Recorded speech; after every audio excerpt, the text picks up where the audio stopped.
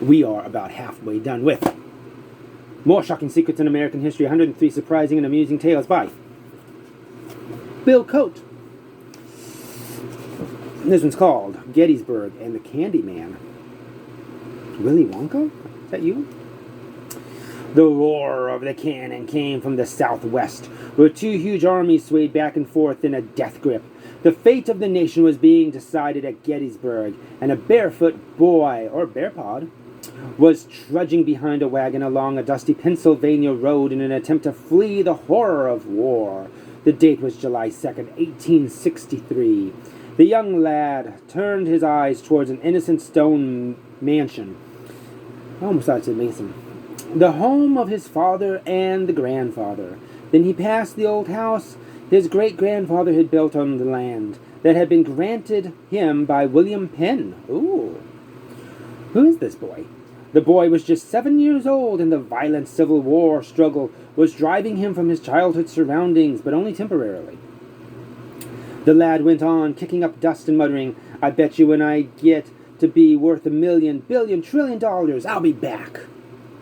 Well, the war ended, and the boy went out into the world. He was molded by his wartime experience and determined to make good. At first, he found work on a printer's helper, and then he got a job in a candy store. Once he learned the art of caramel making or caramel? I guess it depends on where you're from, huh? Caramel making.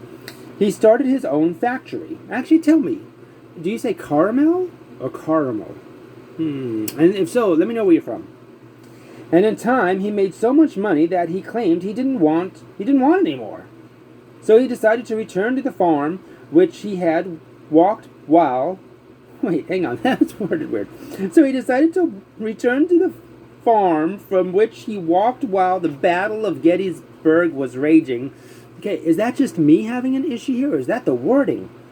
Oh, y'all know what I mean, right? He went back to buy the land that had once belonged to his father, grandfather, and great-grandfather.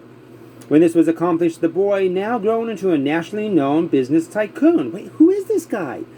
Discovered that the biggest opportunity of all existed right here on the ancestral farm.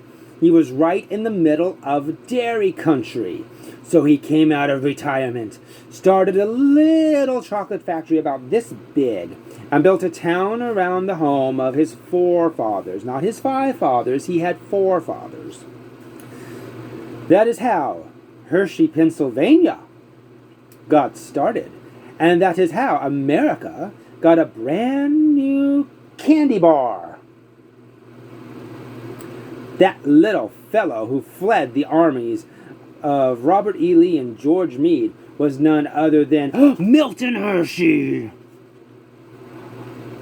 Milton Hershey. The lad fulfilled his last lifetime wish to return home, and in the process became a multi-millionaire, a philanthropist, and America's chocolate king.